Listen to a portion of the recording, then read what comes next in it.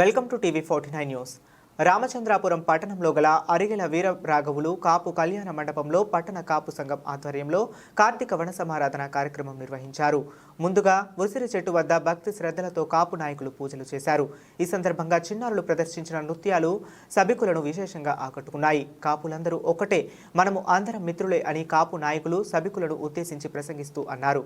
పట్టణ కాపు సంఘం వారి ఆధ్వర్యంలో ఎందరికో కష్టసుఖాల్లో ఉన్న పేదలకు కాపులకు ఆర్థిక సహకారం అందిస్తున్నామని వివరించారు. ఆర్థిక స్తోమత కలిగిన కాపు సోదరులు రామచంద్రాపురం పట్టణ కాపు సంఘానికి తమ పూర్తి సహాయ సహకారాలు అందించాలని విజ్ఞప్తి చేశారు.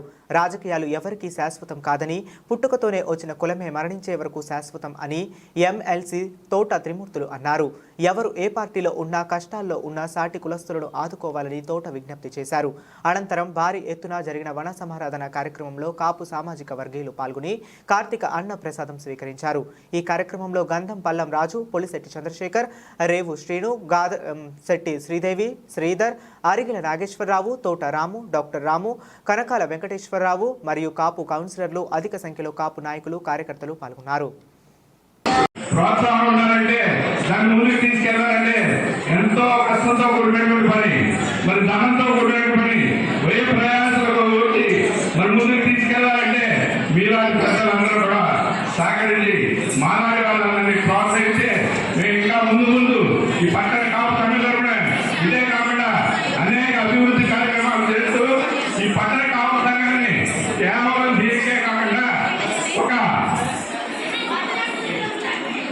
అభ్యుదయ సంఘంగా పెడుతూ దీన్ని మరి ఎన్ఆర్ఐలు కూడా మరి మన పిల్లలు చాలా మంది విదేశాల్లో ఉంటారు, వాళ్ళందరినీ కూడా దీంతో కలిపి ఒక ఉపయోగపడే సంఘంలో అందరికీ కూడా ఉపయోగపడే విధంగా మరి నిధులు సేకరించి మరి దీన్ని ముందుకు తీసుకెళ్లాలని చెప్పి మీ అందరినీ కూడా మనస్ఫూర్తిగా కోరుకుంటూ సెలవు తీసుకుంటాను. థ్యాంక్ యూ అన్న. మరి ఈ కార్యక్రమాన్ని మాది గారు ఏర్పాటు చేయబడినటువంటి ఈ కాపు కళ్యాణ మండపంలో ప్రతి సంవత్సరం లాగే ఈరోజు కూడా జరుపుకున్నటువంటి ఈ వన సమారాధన కార్యక్రమానికి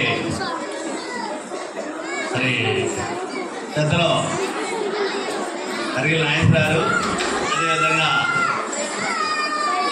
వచ్చినటువంటి డాక్టర్ గారు, రాంబాబు గారు, నాన్నగారు రాము గారు, మరి ముఖ్యంగా ఈ కార్యక్రమాన్ని ఏర్పాటు చేసినటువంటి ఈ నిర్వాహకులు ఎవరైతే ఉన్నారో కాపు సంఘ అధ్యక్షుడిగా ఉన్నటువంటి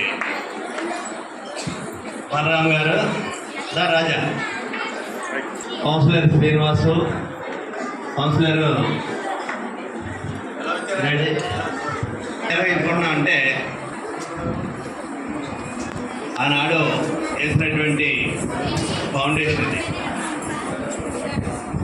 ఆ ఫౌండేషన్ ఈ రోజుని మనకంటూ, మన సంఘానికంటూ ఒక స్థానం అనేటువంటిది ఏర్పడి స్వర్గంలో ఉన్నటువంటి అరిగిల వీర్రాఘుల దంపతులు జ్ఞాపకార్థంగా ఏర్పాటు చేసుకున్నాం.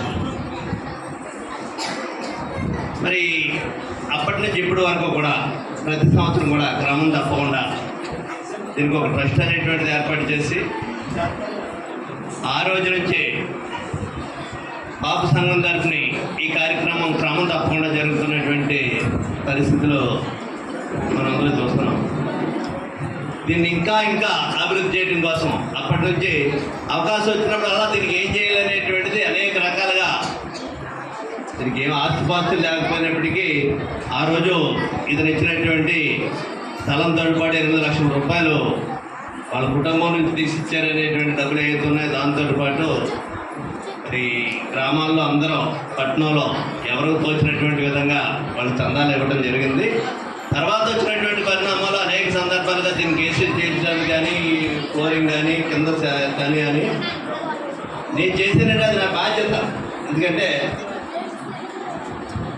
94లో నేను ఇండిపెండెంట్గా శాసనసభ్యుడిగా నేను పార్టీతో సంబంధం లేకుండా తెలుగుదేశం పార్టీ ఉంటే, కాంగ్రెస్ పార్టీ ఉంటే, నాకున్నటువంటిది కాపు పార్టీ. ఈ కాపు బలంతో ఆ రోజు గెలవడానికి చాలా మంది సహకరించినప్పటికీ కూడా నేను పోటీ చేయడానికి నాకు ఉన్నటువంటి అర్హత ఆ రోజుని ఈ సంఘం యొక్క ఆ విధంగా బలం రాజురా